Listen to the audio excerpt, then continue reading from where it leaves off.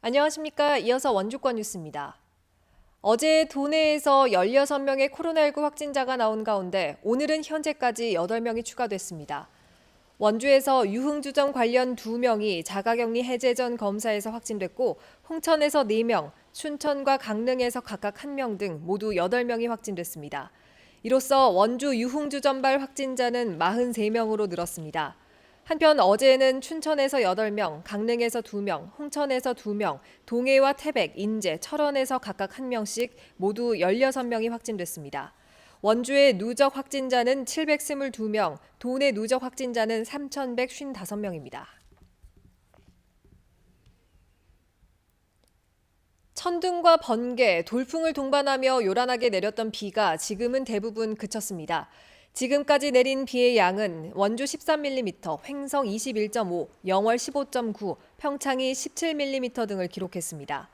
오늘 낮 원주 백운산에서는 초속 12.5m의 강한 바람이 불었지만 지금은 잦아들었고 원주와 영월에 내려졌던 강풍특보도 모두 해제됐습니다.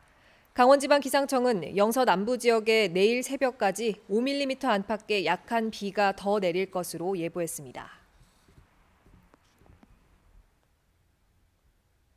강원 디지털 헬스케어 규제 자유 특구의 원격 의료 실증 사업에 참여한 기업의 제품이 유럽에서 인증을 받는 성과를 냈습니다.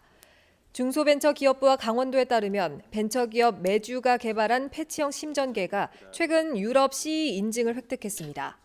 유럽 CE 인증은 유럽연합 내 유통되는 제품의 안전과 건강, 환경, 소비자 보호 관련 의무 규격으로 규제자유 특구 사업에서 개발한 제품이 해외 시장 진출을 위한 인증을 받은 것은 이번이 처음입니다.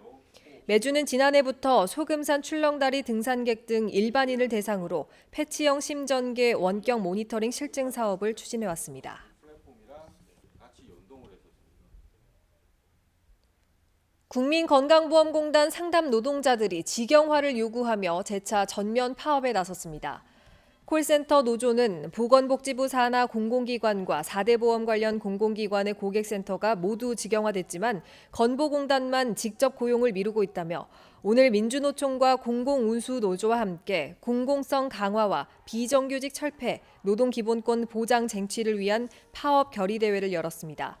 노조는 건보공단과의 직영화 논의가 진전이 없다며 오늘을 기점으로 투쟁 수위를 높여 다음 달에는 무기한 총파업도 예고했습니다.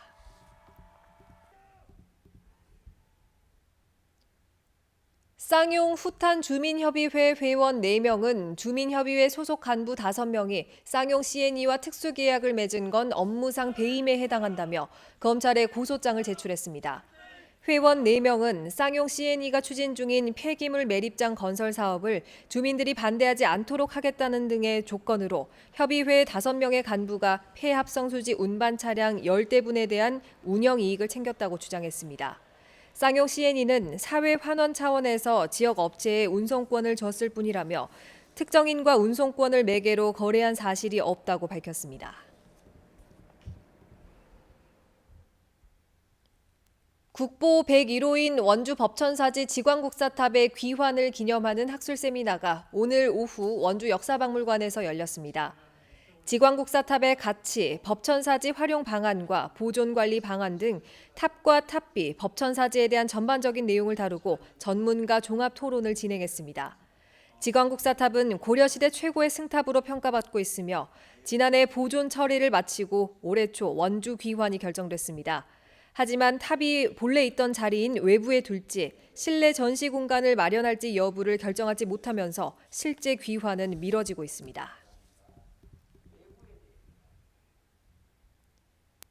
방정균 상지대 한의학과 교수가 청와대 시민사회 수석에 내정됐습니다. 방정균 신임 수석은 그동안 사학비리 척결 등 사학개혁 운동에 앞장서왔고 사학분쟁조정위원회 위원과 참여연대 실행위원으로 활동해왔습니다. 상지대학교에서는 최근까지 사회협력 부총장을 맡아왔고 2010년 구재단 복귀 이후 구재단 퇴출과 대학 정상화 운동에 적극적으로 참여하기도 했습니다. 원주시가 안전한 물 공급을 위해서 라돈 측정 분석기를 도입하고 다음 달부터 서비스에 들어갑니다. 원주시는 현재 먹는 물 검사 기관에서 라돈 측정기를 시험 가동 중이며 먹는 물 전 항목 수질 검사 의뢰 시 무료 검사 서비스를 제공한다고 밝혔습니다. 또 마을 상수도와 민방위 급수 등에 대해서도 라돈 검사를 실시할 방침입니다.